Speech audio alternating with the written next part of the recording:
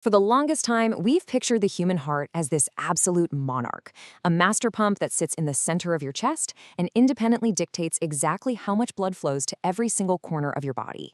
It makes sense, right? But what if I told you that this traditional top-down view is actually an illusion? In this explainer, we're flipping the script on cardiovascular physiology to uncover how your blood flow actually works. Seriously, think about it. Who is really in charge here? When you're running a marathon, or honestly just sitting on the couch right now, is it your heart that's actively deciding to push out more or less blood, or is something else completely pulling the strings? Keep that mystery in the back of your mind as we dive in. Okay, let's start with part one, the cardiac output equation. To give us a baseline, let's look at the number 5. For the average adult at complete rest, your heart pumps about 5 liters of blood every single minute. That is your baseline resting cardiac output.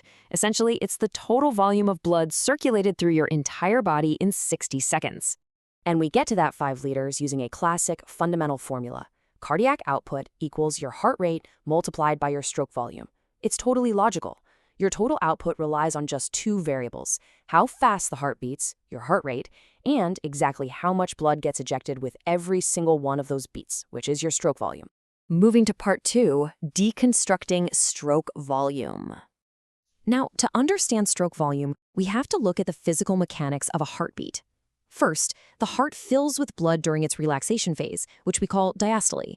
Then, it violently ejects that blood during the contraction phase, called systole. Grasping these 2 distinct phases is absolutely crucial to figuring out how much blood actually leaves the chamber. So, let's measure it. We need 2 specific numbers. First is the end diastolic volume, or EDV. Think of this like blowing up a balloon with water until it's completely full. The EDV is the maximum amount of blood in the ventricle right before it squeezes. Second is the end systolic volume, the ESV. When you let the water out of that balloon, you can never really squeeze every single drop out, right? The ESV is that leftover blood remaining in the ventricle after the pump is finished. Let's do some quick napkin math. A normal end diastolic volume is about 130 milliliters.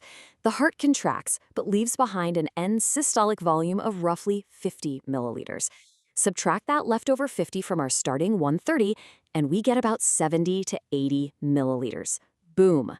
That right there is your stroke volume, the actual amount of blood ejected into your circulation per beat. Next up, part 3, preload and afterload. What actually dictates how much blood gets into that stroke volume? It comes down to 2 opposing forces. Let's contrast them. Preload is the stretch on the heart muscle before it contracts. Just like our water balloon, the more blood that returns to the heart, the more the walls stretch. Afterload is the exact opposite. It's the resistance the heart has to overcome to push the blood out. Imagine trying to push open a door that's blocked by a stack of heavy boxes. If the pressure in your arteries is high, your afterload is high, and the heart has to work way harder just to force its valves open and eject the blood. Which brings us to part 4, the Frank-Starling law. This is a core physiological rule, and the absolute best way to picture the Frank-Starling law is the rubber band effect. If you stretch a rubber band just a tiny bit, it snaps back gently. But if you pull it back as far as you physically can, it snaps back with tremendous force. Your heart muscle does the exact same thing. The more the heart is stretched by incoming blood filling the ventricles, that's your preload, the more forcefully it snaps back and contracts. This naturally increases your stroke volume. See how blood returning via the veins, what we call venous return, actively pours into the atria and down into the ventricles? It's this exact volume of returning blood that dictates the physical stretch on the heart chambers, essentially cocking the mechanism to trigger that stronger snap back. But there's a massive trap here. People often assume that a faster heart rate always guarantees a higher cardiac output. Let's call this the 150 BPM trap. If your heart starts beating frantically, say 150 beats per minute, it's actually moving so fast that the ventricles literally don't have enough time to fill up between beats. Your preload drops to almost nothing, the stretch is gone, and your stroke volume plummets.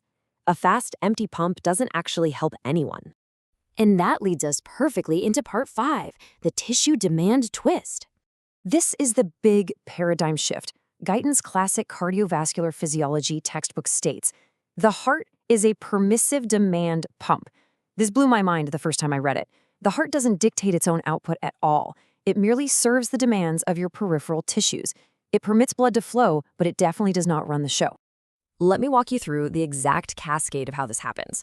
Step 1, you exercise, and your local muscles consume oxygen. Step 2, to get more oxygen, those tissues locally signal their blood vessels to widen, a process called vasodilation. This massively drops local resistance. Step 3, with the resistance gone, blood just flushes right through the tissues and rushes back into the veins, hugely increasing venous return. And step 4, that extra blood sleds into the heart, stretches it out, and thanks to the Frank-Starling mechanism, triggers a massive contraction to boost stroke volume. So the reality is that your tissues drive the heart. The body is the master, and the heart is literally just a servant responding to what the tissues demand. If the resistance in your body doesn't drop to let blood return to the veins, a faster beating heart is just uselessly revving an engine with no gas.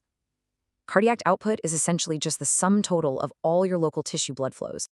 And the sheer scale of this system is incredible. At rest, we know output is around 5 liters per minute. But start jogging, and your demanding tissues can pull that output up to 15 liters. And if you look at an elite athlete at maximum effort, their tissue demand scales the entire system so much that the venous return forces the heart to pump an astonishing 35 liters of blood every single minute. Which leaves us with one final, sobering thought to ponder. If local tissue demand is the true master pulling the strings of your blood flow, what happens when those tissues cry out for more oxygen, but a failing, weakened heart simply can't stretch and snap back the way it used to? That delicate, highly dependent balance is the tragic reality of heart failure. It proves just how wonderfully and precariously everything in the human body is connected. Thanks for joining me on this explainer. Until next time, keep questioning how things really work.